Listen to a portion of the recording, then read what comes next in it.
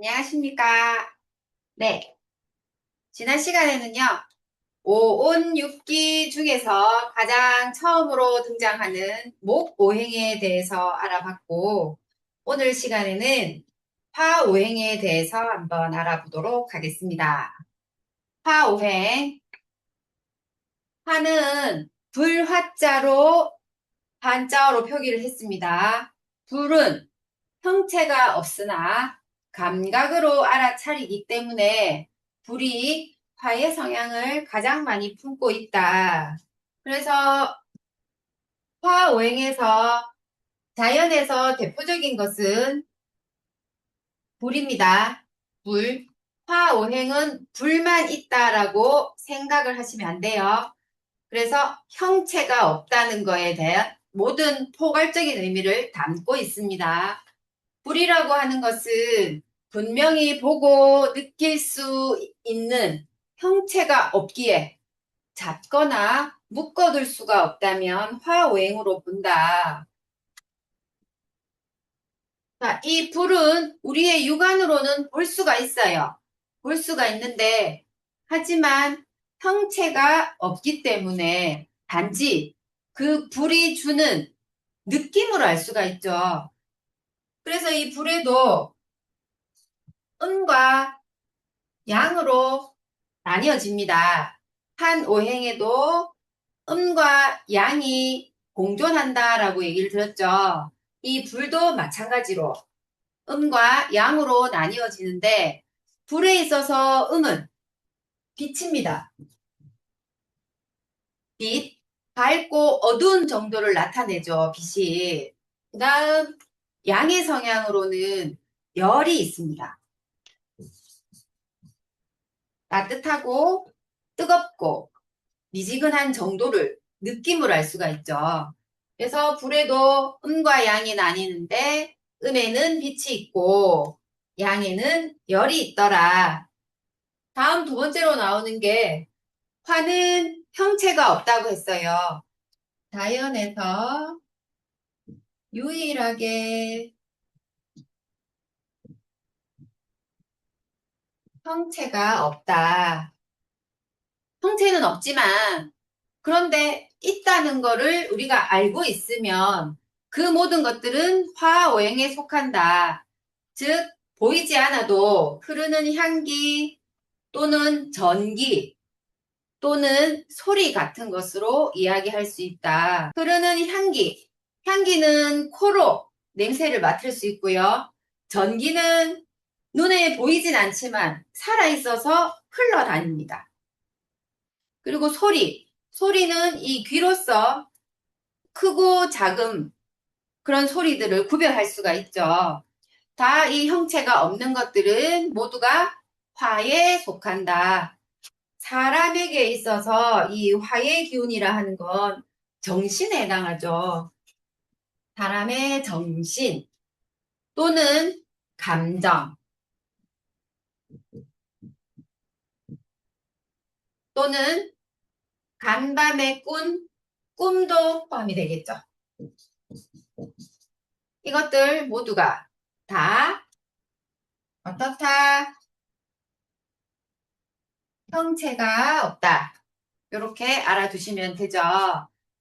다음에 나온 것이 열과 빛이라고 했어요. 열과 빛으로 이루어진 것도 화오행으로 보아야 한다. 열이란 사방으로 흩어지려는 기운이 강하고 생각나십니까? 사방으로 흩어지려는 기운은 음과 양 중에 어떤 걸까요? 네, 양입니다. 그리고 수분에 의하여 열이 전도된다 했어요. 이거는 어떻게 이해를 하시면 되냐?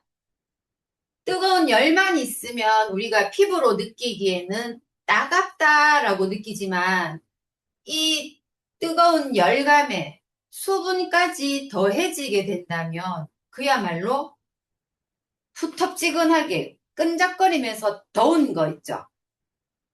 그렇게 이해하시면 돼요. 수분에 의하여 열이 전도된다는 거는 수분에 의해서 이 열감이 건조하지가 못하고 습기를 머금고 있기 때문에 더 푸텁지근하면서 끈적거리게 덥다라는 거. 요래 이해하시면 되겠죠. 그리고 빛은 한 곳으로 집중하여야 나타날 수가 있으며 한 곳으로 집중한다고 했어요. 그러면 이 빛은 음에 해당합니다. 수분에 의하여 장애를 일으킨다. 이 빛이란 것을 수분이 앞을 가리게 된다면, 방해를 받게 된다면 빛의 제 역할을 할 수가 없죠. 이거에 대한 예로 바다에 나가보면 등대가 있죠. 이 바다에도 해무라고 하는 바다에 안개가 끼게 됩니다.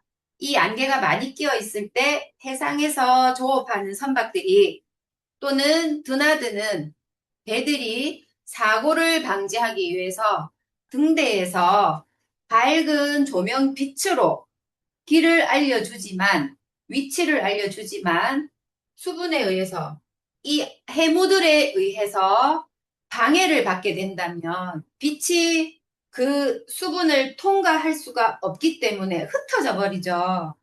이때는 등대에서 하는 게 소리로서 고동소리 같은 거 있죠. 소리로서 위치를 알려주는 역할을 하게 됩니다. 이렇게 이해하시면 될까요? 화의 기운이 강하면 분열이나 집착이 생겨난다고 했는데 사주에 화의 기운이 강하다면 화는 형체가 없고 사람에 있어서 정신에 해당하는 부분이기 때문에 이 정신계통에 관련된 어떠한 문제들이 많이 생겨나죠. 그 다음에 나온 것이 안이비설신의라고 했어요. 길죠. 안은 눈을 가리키고 이는 귀, 비는 코, 설은 맛, 신은 피부, 느낌이죠.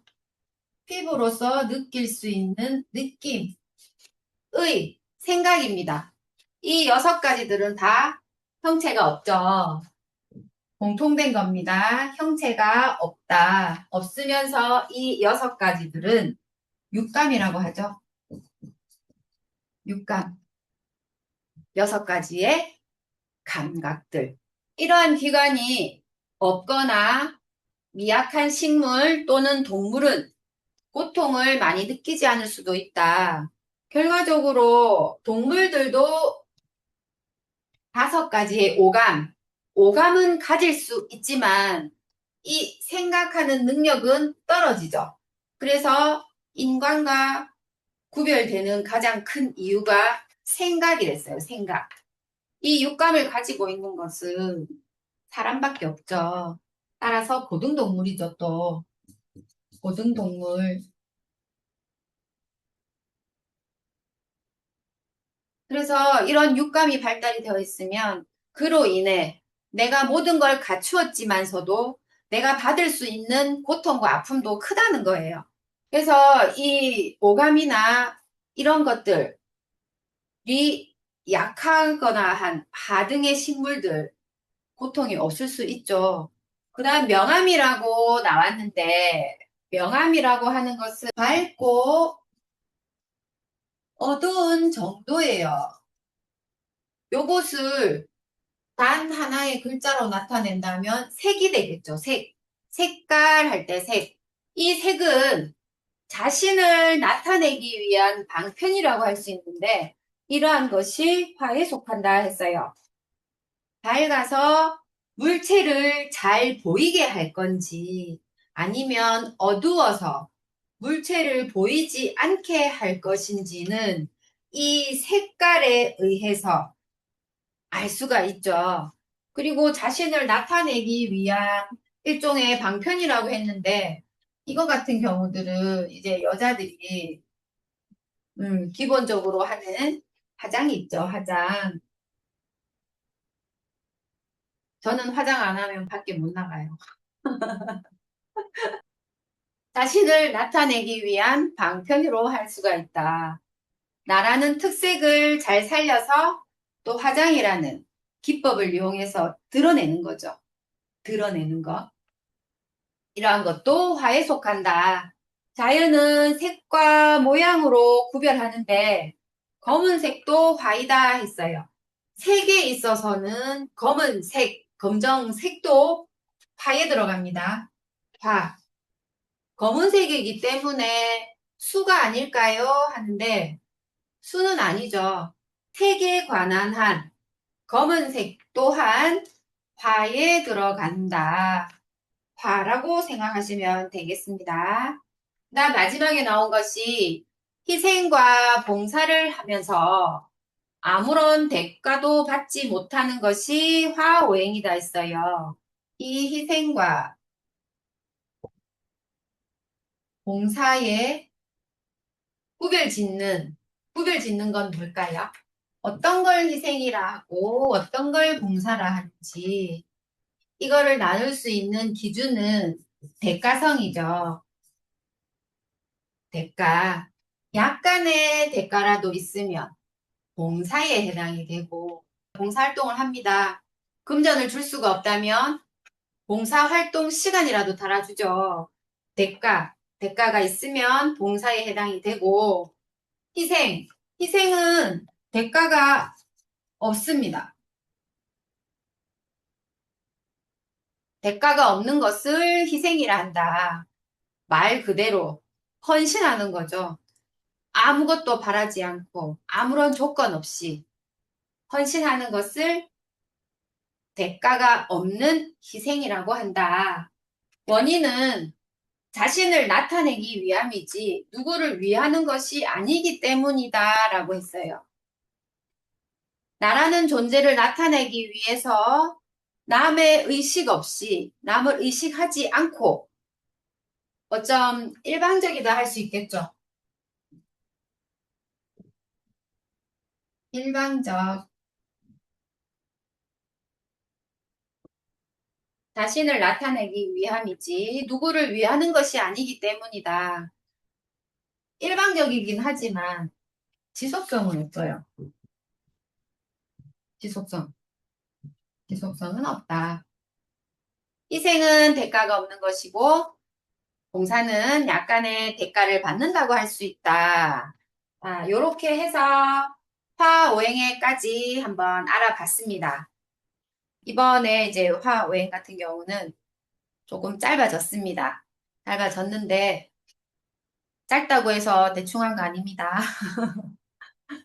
자꾸 들어주세요. 들어주시고 듣는 거에만 또 한정을 하지 마시고 시선을 조금 돌려서 자연을 보면서 이건 화인가? 이건 목인가? 라는 것들에 대해서도 한번 천천히 연구를 해보시고 알아보시길 바라겠습니다. 그것이 가장 빠르거든요.